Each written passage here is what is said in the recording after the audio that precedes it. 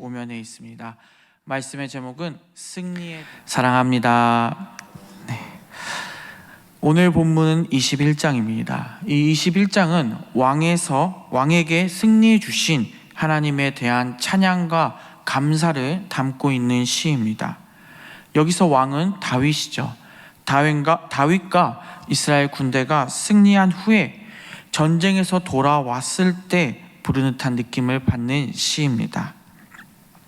후에 나올 왕의 승리까지 이야기하는 감사의 시를 오늘 들어보며 하나님을 믿고 찬양하는 자의 모습들이 어떠한지 우리가 살펴보기 원합니다. 이 모습을 본받아서 우리 역시 오늘 하나님을 같이 찬양하고 하나님을 위해 기도하기 원합니다.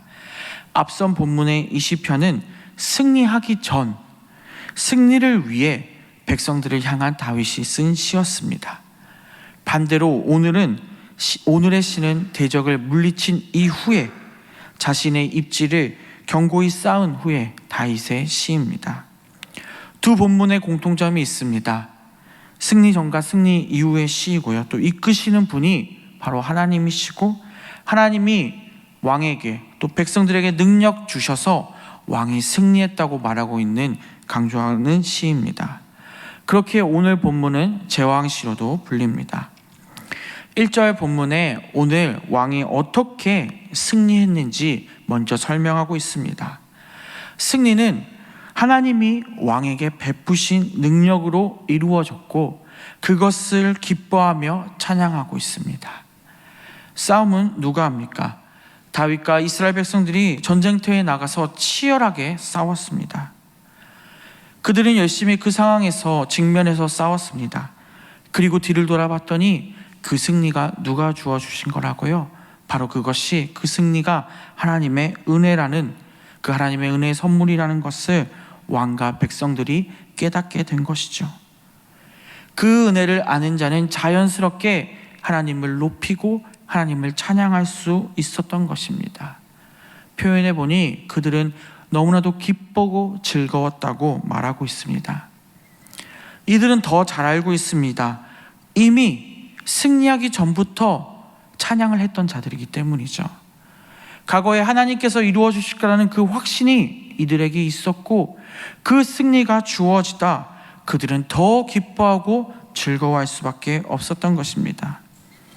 그들이 그렇게 외치고 찬양했던 것들이 실현되고 또 말 그대로 그것이 은혜임을 깨닫게 되니 그 승리 후 그들은 정말 기뻐할 수밖에 없었습니다.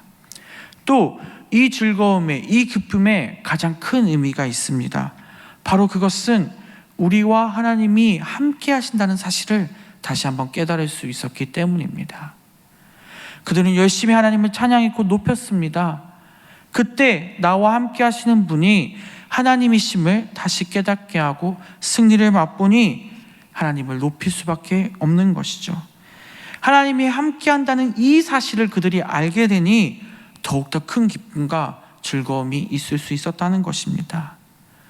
그리고 2절부터 그 은혜를 왕이 고백하기 시작합니다. 하나님은 어떤 분이신가요? 2절에 다윗 왕의 기도를 들어주시고 입술의 요구를 거절하지 않는 분이십니다. 다윗과 백성들은 이 승리를 위해서 계속 기도했습니다. 그렇게 그 기도에 대한 응답이 이루어졌기에 그 다윗은, 그 왕은, 또 그 백성들은 더 기뻐하지 않을 수 없었죠. 우리 역시 이러한 기도에 대한 응답을 받는 성도님들 되시기 바랍니다. 그들은 간절히 기도했고 자신들의 백성을 지키기 위해서 그 목숨을 내걸고 그 전쟁터에 나갔습니다. 그들은 하나님께 기도한 후, 하나님께 찬양한 후 용감히 싸웠고 그들은 하나님과 함께 하심을 누리며 그 전쟁에서 승리할 수 있었다는 것입니다. 우리의 기도는 어떠한가요? 우리는 흔히 영적 전쟁이라고 표현합니다. 사탄과 마귀의 권세 아래 우리는 하나님께 기도할 수밖에 없고 찬양할 수밖에 없습니다. 우리는 이 영적 전쟁에서 승리하는 우리 성도님들 되시기 바랍니다. 영적 전쟁에 싸워 승리하며 하나님의 응답을 받는 일들이 이루어지기 바랍니다. 3절 본문의 13절 본문부터는 왕의 모습이 나타납니다.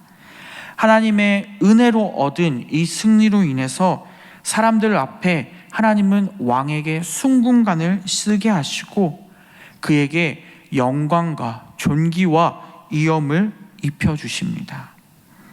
하나님께서 왕을 친히 금으로 입히시고 영광과 존귀와 위엄을 덧입혀 주신다고요. 축복하고 계신 것이죠. 또 그에게 영원한 장수로서의 생명도 허락하신다고 말씀하십니다. 다윗은 무려 40년을 통치하고 70세에 세상을 떠납니다. 그리고 오늘 본문 뒤에는 그 후대까지도 하나님께서는 그를 축복하십니다. 그는 영원토록 복을 받는다라고 말씀을 하시죠. 우리는 잘 알고 있습니다. 역사를. 이스라엘은 망하지만 다윗의 자손인 그 예수 그리스도를 통해 하나님께서 이를 이루어 주시고 하나님의 일을 성취해 나가십니다. 이 본문을 그래서 메시아의 예언으로 보고 있습니다. 7절에도 지존하신 이의 인자함으로 흔들리지 않는다라고 말하고 있습니다. 오늘 본문 6, 7절을 통해 우리가 알 수 있는 것은 다윗의 왕국이 견고해진 것처럼 메시아의 왕국은 영원할 것이라고 말하고 있습니다. 우리는 구약의 많은 말씀을 통해 예수 그리스도의 구원 사역을 미리 보고 알게 됩니다. 주님의 이 예언된 메시지를 보면 볼수록 하나님의 놀라운 은혜와 계획에 우리는 감사하지 않을 수 없습니다. 우리에게 날마다 은혜 베풀어 주시는 하나님께 우리는 오늘 하루 다시 감사하며 이 은혜에 기뻐하고 즐거워하는 시간이 되기를 원합니다. 8절부터는 이어서 왕에게 임하는 하나님의 축복들이 오늘 등장합니다. 이것은 미래의 왕이 이룰 승리에 대한 축복입니다. 백성들은 이미 기뻐하고 있습니다. 여호와께서 왕과 함께하고 있기에, 이스라엘 백성들과 함께하고 있기에 왕이 나가는 모든 전투에서 승리할 거라는 확신을 가지고 있습니다. 하나님께서 우리와 함께 하신다면 원수를 찾아내고 그들을 소멸시키십니다. 그리고 더 놀라운 것은 미래에 대한, 승리에 대한 그 약속까지 해주십니다. 이후에 오시는 예수님께서 왕으로 오셔서 승리하시는 것이죠. 우리는 이 사실을 믿고 하나님 안에서 하나님과 함께 승리하기 원합니다. 지금도 우리는 사탄 마귀와 싸워가지만 그 안에서 우리는 좌절할 필요가 없습니다. 우리와 함께 하시는 하나님이 계시기 때문이죠. 하나님은 같이 싸워주시고 우리에게 승리를 분명히 약속하셨습니다. 우리가 단지 할 것이 무엇입니까? 하나님을 의지하고 하나님만을 믿으며 하나님만을 따르기 원합니다. 오늘 본문의 마지막 13절은 앞에 1절과 비슷합니다. 하나님을 찬양합니다. 하나님을 높이고 하나님을 찬양하는 장면이 앞뒤로 나와 있습니다. 왕께서 허락하신 그 승리에 대해서 이스라엘 백성들과 다윗은 찬양하는 것이죠. 처음도 찬양이고 마지막도 찬양입니다. 우리는 이 모든 승리를 이끄시고 우리의 인생을 이끄시고 우리의 영적 전쟁에서 승리를 이끄시는 그 하나님만을 찬양하기 원합니다. 왕과 백성이 하나가 되어 여호와의 그 은혜를 찬양하고 주님이 주시는 축복들을 우리 역시 누리기 원합니다. 기뻐하고 즐기며 하나님 앞에 찬양할 때 주님께서 주시는 은혜를 누리는 우리 모든 일상교회 성도님들 되시기 원합니다. 서로를 위해 기도하고 승리의 길에 서는 우리 모두 되었으면 좋겠습니다. 말씀을 맺겠습니다.